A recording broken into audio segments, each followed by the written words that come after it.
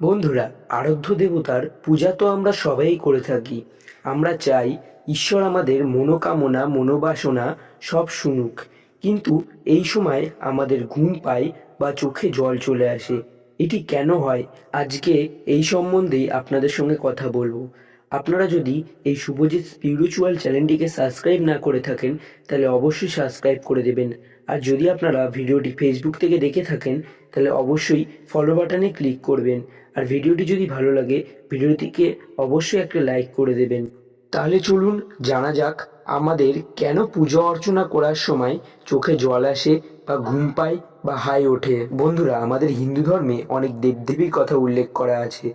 এদের মধ্যে দুর্গা, কালী, লক্ষ্মী, কৃষ্ণ, ভগবান শিব, তাছাড়া আরও ৩৩ কোটি দেবতার নাম উল্লেখ করা আছে। কিন্তু সকলেরই আরাধ্য দেবতা হয় আলাদা আলাদা। পূজা অর্চনা করার সময় আমরা সবাই আমাদের প্রার্থনা ভগবানের কাছে পৌঁছে দিতে চাই। কিন্তু এই প্রার্থনা পৌঁছাচ্ছে কি পৌঁছাচ্ছে না তা আমরা বুঝবো কি করে? বন্ধুরা, সবসময় কি আমাদের প্রার্থনা ভগবানের কাছে পৌঁছয়? সবসময় কি ভগবান আমাদের প্রার্থনা শোনেন? বা প্রার্থনা কিভাবেই পৌঁছয়, এই নিয়ে শাস্ত্রে অনেক উল্লেখ করা আছে। পুজো দেওয়ার সময় আমাদের সঙ্গে যেসব ঘটনাগুলি ঘটে, তার মধ্যে কিছু ঘটনা শুভ এবং কিছু ঘটনা অশুভ বলে উল্লেখ করা আছে শাস্ত্রে। জেনে নিন পুজো দেওয়ার সময় আমাদের সঙ্গে কোন কোন ঘটনাগুলি ঘটলে বোঝা যাবে যে ঈশ্বর আমাদের প্রার্থনা গ্রহণ করেছেন, এবং কোন কোন ঘটনাগুলি ঘটলে বোঝা যাবে যে ঈশ্বর আমাদের প্রার্থনা গ্রহণ করেননি। আপনাদের বলবো যে পুজো দেওয়ার সময় কোন কোন ঘটনাগুলি ঘটলে এগুলিকে শুভ বলে উল্লেখ করা হয়। পুজো দেওয়ার সময় যদি আপনার চোখ জলে ভরে ওঠে, তাহলে এই লক্ষণটিকে অত্যন্ত শুভ লক্ষণ বলে গণ্য করা হয়ে থাকে। এর অর্থ ঈশ্বর আপনার উপাসনা অবশ্যই গ্রহণ করেছেন এবং তার কৃপায় আপনার জীবনের সব দুঃখ কষ্ট মুছে যাবে এবং ঈশ্বর আপনার ওপর কৃপা করবে। মনে রাখবেন, হিন্দু ধর্মে প্রত্যেকটা বাড়িতেই পুজো দেওয়া হয় এবং ভগবানের পুজো করা আর ভক্তির সাথে পুজো করা ভগবান খুবই খুশি হয় এবং আমাদের আশীর্বাদ প্রদান করেন।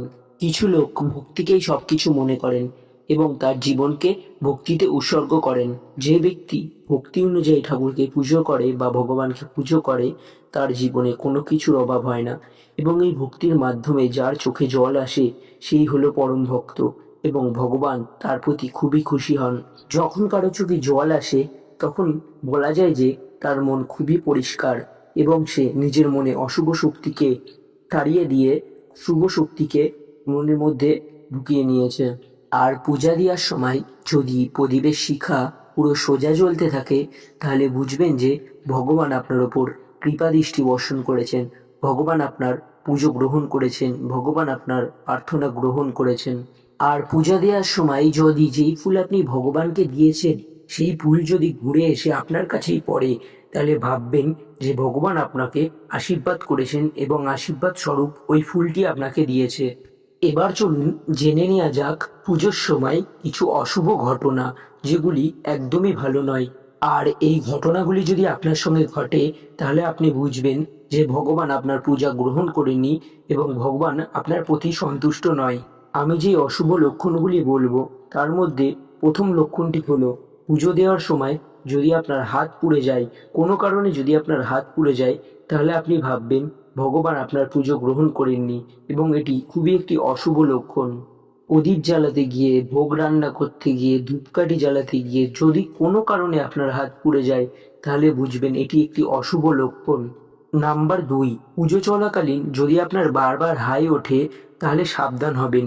মনে করবেন এটি কিন্তু কোনো শুভ লক্ষণ নয়, এটি একটি অশুভ লক্ষণ। বারবার যদি আপনার হাই ওঠে, তাহলে বুঝবেন যে আপনার ভেতর নেতিবাচক শক্তি আছে এবং এই নেতিবাচক শক্তি আপনার প্রার্থনা ভগবানের কাছে পৌঁছতে দিচ্ছে না, বারবার বাধা দিচ্ছে। নাম্বার 3, যদি পূজা করার সময় কোনো ব্যক্তি ঘুমিয়ে পড়ে, তাহলে বুঝবেন যে এই ব্যক্তির মনে দ্বিগুণ চিন্তাভাবনা আছে এবং এই ঘুমিয়ে পড়ার কারণে ভগবান আপনার পূজা বা প্রার্থনা কোনোটি গ্রহণ করেননি এবং পরের বার পুজো দেওয়ার সময় আপনি সাবধান হবেন যাতে আপনি ঘুমিয়ে না পড়েন। চলুন আমরা এবার জেনে নিই ভগবানের পূজার সঙ্গে যুক্ত 10টি উপাসনার কথা। এগুলি যদি আপনি সঠিকভাবে জানতে পারেন, তাহলে ভগবান অবশ্যই আপনার পূজা গ্রহণ করবেন। অনেক সময় যারা ভগবানের পূজা করেন তাদের থেকে অভিযোগ পাওয়া যায় যে তারা অনেক সময় পূজা করার পরও তাদের পূজার ফল পাচ্ছেন না। আর এটা খুবই গুরুত্বপূর্ণ হয়ে ওঠে যে আপনি এত পূজার পরেও কেন ভগবানের কোনো ফল পাচ্ছেন না। এটা বিশ্বাস করা হয় যে যদি আপনি সঠিকভাবে ভগবানের পুজো করেন তবেই আপনি কোনো পূজার ফল পাবেন, তাছাড়া আপনি কোনো পূজার ফল পাবেন না। তাহলে চলুন জেনে নিই যে আপনি কি কি করলে পূজার ফল পেতে পারেন। তাহলে জেনে নেওয়া যাক সেই 10টি উপাসনার কথা যেগুলি করলে আপনি পূজার ফল পেতে পারেন। নাম্বার 1, সর্বদা ভগবানের ওপর ভক্তি ও শুদ্ধ চিত্তে ভগবানের পুজো করা উচিত। 2 নম্বর, ঈশ্বরের পুজো আমাদের সঠিক জায়গায় বা সঠিক স্থানে করা উচিত। বাস্তু অনুসারে ভগবানের পুজো করার স্থান বাড়িতে উত্তর পূর্ব দিকে হওয়া উচিত এবং পুজো করার সময় আমাদের মুখ পূর্ব দিকে হওয়া উচিত।